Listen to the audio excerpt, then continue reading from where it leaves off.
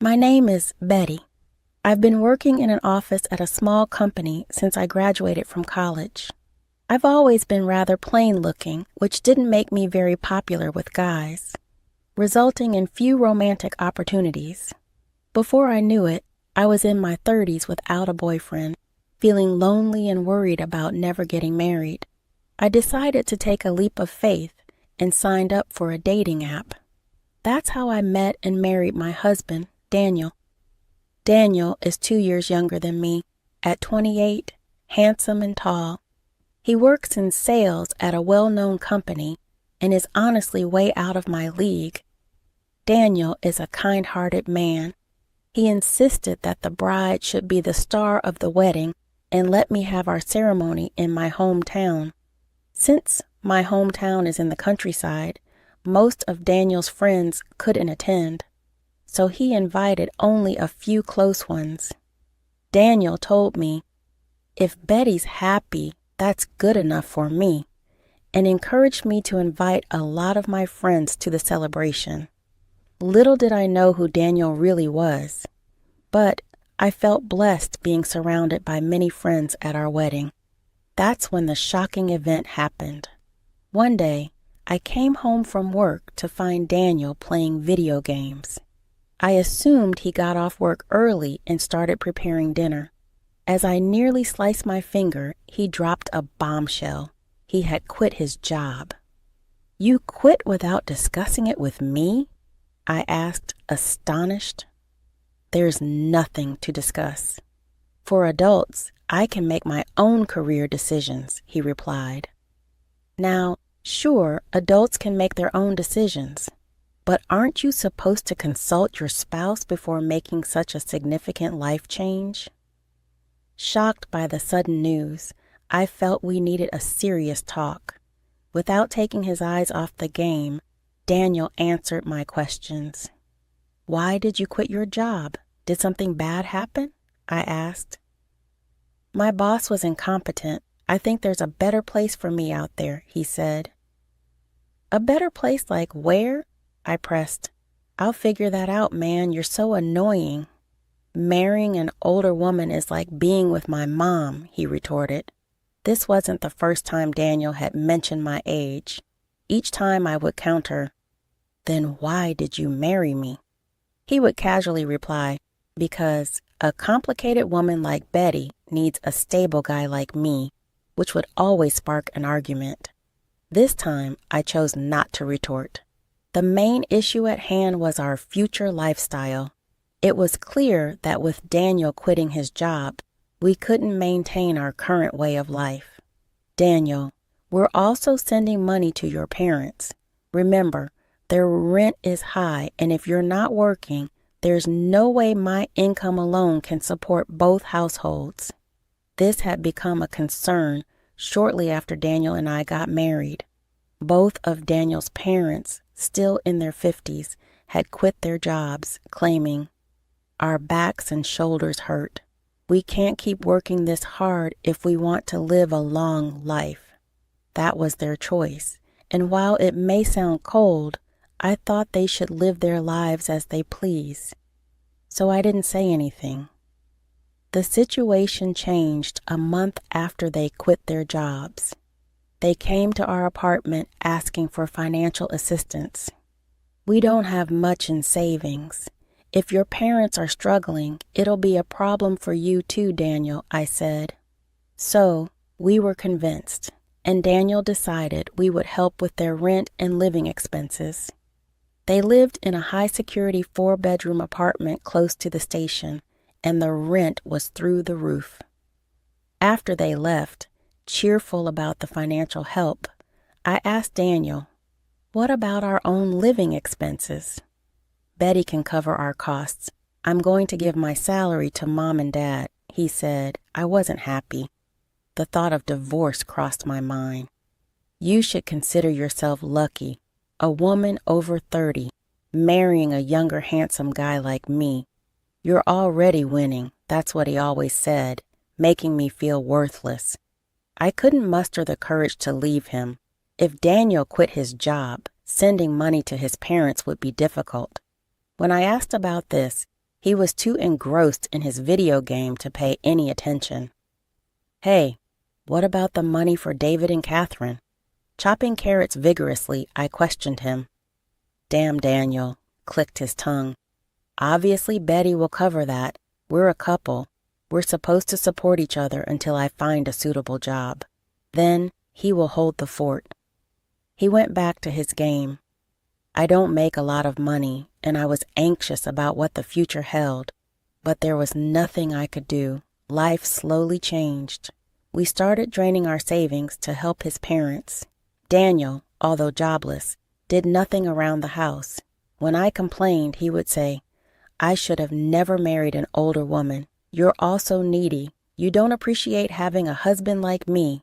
As for his parents, they started complaining about the insufficient amount we were sending. "So, Betty, you're this age and not making much money. Have you been slacking off?"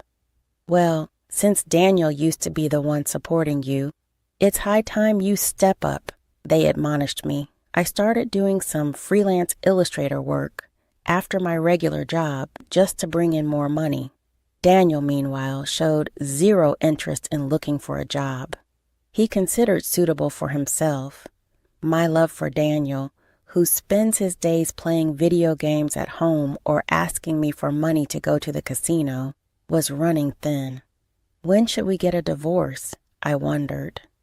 Thinking about when to divorce, yet what if the rest of my life is just me all alone? Kept me from taking the plunge. Then, one day after work, I was greeted by a stranger while I was in the supermarket. Who are you? You don't remember me, do you? We met at the wedding. I was friends with Daniel. I'm John." Taking a closer look at John's cheerful face, I couldn't help but exclaim, "Oh, John, you were one of the few friends Daniel invited to our wedding." Apparently, just like me, John, in his suit, was filling his shopping cart with plenty of groceries. "I'm sorry I didn't recognize you. My husband has spoken highly of you." "Well, the thing is, I've actually cut ties with Daniel. I saw you and wondered if you're doing okay, so I thought I'd say hi." I was surprised to hear John speak of his friendship with Daniel in the past tense. I never thought he had actually severed ties. John then proceeded to explain to my astonished self that the reason Daniel held our wedding in my hometown wasn't out of kindness. The truth was, Daniel had very few friends. Apparently, Daniel spent most of his student life on slot machines and had a habit of borrowing money without paying it back. John was one of Daniel's college friends, and he was no exception. He had lent Daniel money, but never got repaid. The reason he continued the friendship was that they worked at the same company, and John didn't want to rock the boat. Once Daniel quit his job, he immediately reached out to John for more money. That was the last straw for John. He cut off all contact. Do you know why Daniel was forced to quit his job? Forced to quit? I heard he left because he didn't get along with his boss. That's not it. Daniel was fired because they found out he was going to casinos when he was supposed to be on sales calls. I was shocked. This man, Daniel, had been lying to me since the beginning of our marriage. I thought of the spell that made me believe women over 30 are worthless. It finally broke.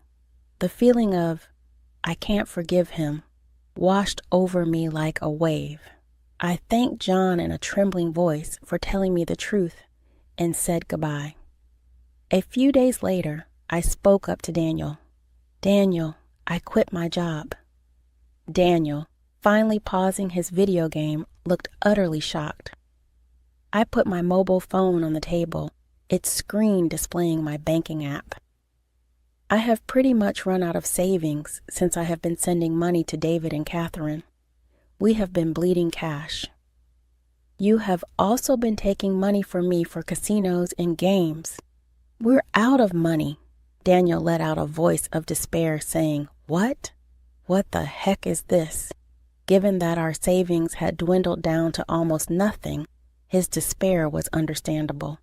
What are we going to do now? How are we supposed to live if you quit your job when we're already low on money? That's not my problem. Speaking of which, I have loans I need to pay back. Could you maybe find a job quickly, Daniel? I want to take some time off and relax at home. Isn't it normal for spouses to support each other? It's hard for me to work now that I'm over 30, so now it's Daniel's turn to support me, I said. Daniel, in disbelief, immediately called his parents. As soon as I told his parents about our situation, they showed up at our house. They began to berate us for not having money, searching the house, suspecting we must have hidden it somewhere. But there was no money to be found. What was this large withdrawal? They questioned. That money was used to pay back debts, I answered accurately. That money was used to pay back a loan Daniel had taken from a friend. My own savings weren't enough, so I had to take out another loan to repay Daniel's friend. Who did you pay back? And why would you even bother paying back a loan now of all times? I only paid it back because I heard from John that Daniel had a lot of debt. I think it was the right thing to do, I calmly explained. Daniel was the first to start yelling, "Let's divorce." Even my parents-in-law agreed with Daniel. They forced me into their car and took me to the courthouse where I had to file for divorce on the spot. "Glad I won't have to see your broke old face anymore," Daniel said before leaving. I immediately headed to a cafe where John was already waiting. "John, sorry for the trouble. I was able to file for divorce successfully." "Oh, good. I was worried, so it's a relief. Actually, Daniel was the one who told me he wanted a divorce. But this was all a plan between John and me. Simply saying I wanted a divorce would have led to Daniel and his parents making a fuss, as they wouldn't want to let go of their cash cow. I figured the quickest way to sever ties with Daniel and his parents was to prove I had no value as their financial source. Fortunately, my side job as an illustrator had started to pay off, and I had saved quite a bit. I had this money deposited into a bank account that I kept hidden from Daniel and his parents. It's true that I repaid the money Daniel had borrowed from John, but I had actually given John more money than that amount. It was all part of the plan to lower my bank balance, and John was more than happy to go along with it. After successfully filing for divorce, John met me at the cafe to return the extra money. However, the envelope he handed me contained all the money I had given him. "John, this is too much. The money Daniel borrowed belongs to you, doesn't it?" "No, I only lent money to Daniel, not to you. When I gave Daniel the money, I had no intention of getting it back. I cut ties with him because I didn't like his attitude afterwards. So, this is all your money. Having a bit more cash can't hurt when you're rebuilding your life." I could only feel gratitude toward John, who said this with a smile. He had opened my eyes to Daniel's true nature and had been part of my plan to divorce. I tried to give him some money as a token of my gratitude, but he only accepted enough to cover his coffee at the cafe. After meeting John, I stopped by my former workplace. I had left my hidden bank account card with the CEO for safekeeping. Though my boss understood my situation and regretted my departure, I had no choice but to quit since Daniel knew where I worked and could potentially cause trouble later. "It's been tough, but I wish you all the happiness in the world," he said, as my coworkers gifted me a beautiful dress and shoes. Then I headed out of my home in just a t-shirt, jeans, and sandals. They had gone shopping for me at a nearby store. "It's a gift. I hope you find happiness moving forward. Leading my wonderful colleagues was hard, but I felt blessed to have worked in such a supportive environment." I decided to go back to my parents' house. When I was dragged to court from the home I had shared with Daniel, I had packed my work supplies and valuables in a bag so I could immediately start working as a freelance illustrator. Thankfully, my freelance work kept me financially stable. Daniel and his family, on the other hand, weren't so lucky. They couldn't pay the rent for the house they lived in and were evicted. They moved into the house Daniel and I used to share, but they lost that one too when they couldn't pay the rent. Daniel desperately started looking for a new job, but his gap in employment and homelessness made it difficult for him to find one. Currently, it seems they're living in a makeshift shack by a river near their old house. I know this because Daniel reached out to me once when I answered the call from a public phone. Daniel was crying and told me how sorry he was. I have realized I can't live without you, Betty. Can we please start over? You regretted marrying an older woman, didn't you? I'm done being your cash cow. Goodbye. After that call, I never answered another from a public phone.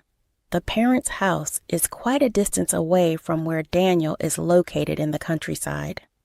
Daniel, who doesn't have much money, probably can't afford to make the journey all the way here. The lesson I've learned from my failed marriage is that there's no rush to get married, whether you're 30 or 50. Living the way you want to is what truly matters. For making me realize that, I guess I owe Daniel a tiny bit of thanks.